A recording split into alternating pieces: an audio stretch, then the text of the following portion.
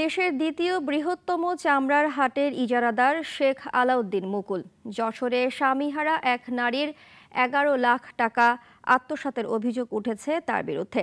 এছাড়াও জমি কেনার আগে বায়না করেই দখলের অভিযোগও আছে তার নামে। পুলিশ বলছে অভিযোগের সত্যতা মিললে ব্যবস্থা নেওয়া হবে।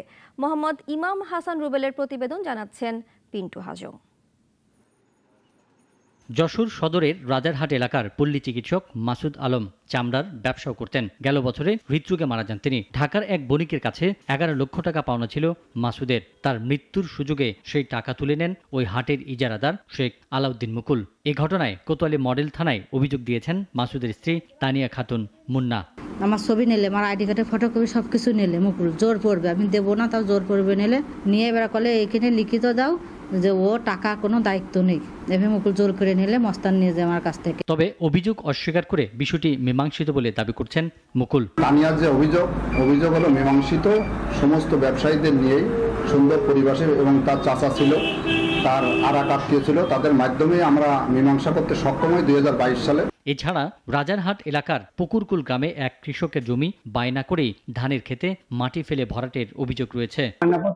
জমির টাকা আমার এখনো দেয়নি, অল্প কিছু টাকা দিয়েছে, আর বাদ বাকি সে টাকা এখনো রয়েছে। এই জমি রেজিস্ট্রিও করে না, টাকাও দেয় না।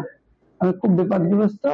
আমি এটা সবার বলতেছি যে আমার জমিটা রেজিস্ট্রি করে নিক, আমার টাকাগুলো দিয়ে দিই। এ বিষয়ে যশোর কোতোয়ালি মডেল থানার অফিসার ইনচার্জ আব্দুর রাজ্জাক জানিয়েছেন, তদন্ত চলছে, সত্যতা পাওয়া গেলে আইনানুগ ব্যবস্থা গ্রহণ করা হবে। আমরা ইতিমধ্যে ওই সংশ্লিষ্ট বিটের একজন অফিসারকে দিয়েছি, এটা রামনগর বিটের, সেটা তদন্ত করে দেখছে আসলে তার অভিযোগ কতটুকু সত্য।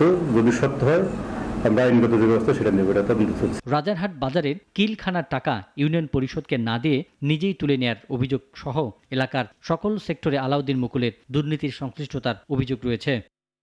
পিন্টু হাজং, নাগরিক।